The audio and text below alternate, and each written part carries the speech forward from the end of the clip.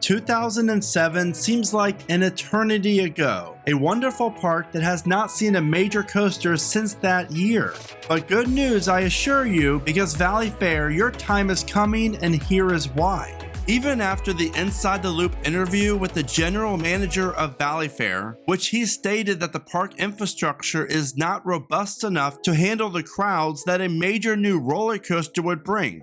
He goes on to say infrastructure needs to be updated over the next few years to set the table for a large new attraction. He also says that Excalibur will not get removed until a compelling new replacement is installed.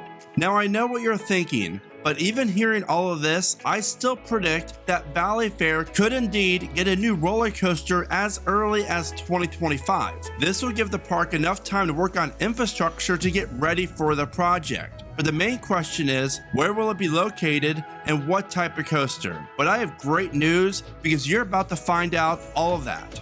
From 2010 through 2020, Cedar Fair basically ignored Michigan's Adventure, Valleyfair, Worlds of Fun, and Dorney Park. But since then, over the last year, things have quickly changed, and now the smaller parks in the chain are getting some much needed new major investments. Things started back last year when there were rumblings of some land clearing going on behind the Boomerang at Worlds of Fun, and that clearing led to the announcement a few months later of the GCI wooden coaster Zambezi Zinger. Then, on the last day of January 2023, plans got discovered about a new 161-foot tall roller coaster making its way to Dorney Park in 2024. And after looking at the blueprints, it appears that this project is most likely going to be a B&M mini dive or a Gerstlauer infinity coaster of some kind. Needless to say, a huge investment from Cedar Fair for the wonderful Dorney Park.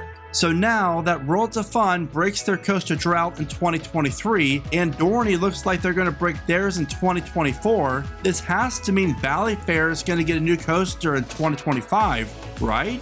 Well, not so fast. I think Cedar Fair is using Worlds of Fun this year to see if Zambezi Zinger brings in a nice boost of attendance for the park this season. If Zambezi Zinger does not do that, then I think Valleyfair coaster drought will get extended. And while you might be thinking that Cedar Fair is giving Dorney a new coaster without knowing the ROI, return on investment for Zambezi Zinger, and while true, I think the reason why Cedar Fair is investing so quickly in a Dorney is because they have bigger plans for that park, mainly due to the competition nearby. And actually, I could very well see a Winterfest event added to the park as early as 2024. And then when you add in the new coaster at Dorney plus a new Winterfest event for the park, I think it's safe to say that Dorney Park could have a record-breaking year in 2024. So that's the bad news from Valleyfair. But the good news is, I do predict that Worlds of Fun will have a massive year this year, and the same with Dorney in 2024, which means that Valleyfair is next in line to finally get a new coaster, and I think it could come in 2025 with an outside shot of 2026. If I had a bet, I would say 2025, but don't let 2024 get past you, as I do think there's a chance.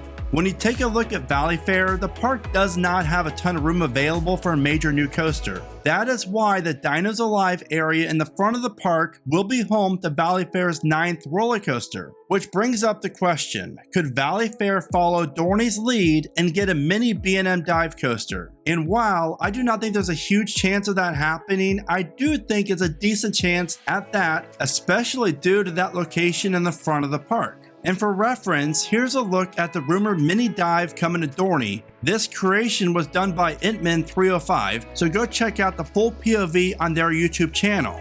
This area is right next to the main entrance, and you can see it from anywhere in the parking lot. So whatever Valleyfair builds here, it's gonna be the focal point of the park's skyline. Now, a crazy fact about Valleyfair, the park only has one roller coaster that offers inversions. This is Corkscrew, their old aero coaster that offers 3 inversions and was built in 1980. And I gotta say, I rode this roller coaster back last June. It's a decent ride, but Valleyfair deserves some smooth inversions, and I can pretty much guarantee you this: whatever major new coaster Valleyfair adds next, you know it's gonna feature at least an inversion or two, because the park desperately lacks in that department. And in a few minutes, I'm gonna show you my detailed plans on just how Valleyfair can add one of the best B&M dive coasters to date in this area, featuring an element that's never been seen on a dive coaster before. And while I do think a B&M mini dive could be in the works, again, not likely, but it's fun to speculate, I also think we have to look at a new inverted coaster coming to the park.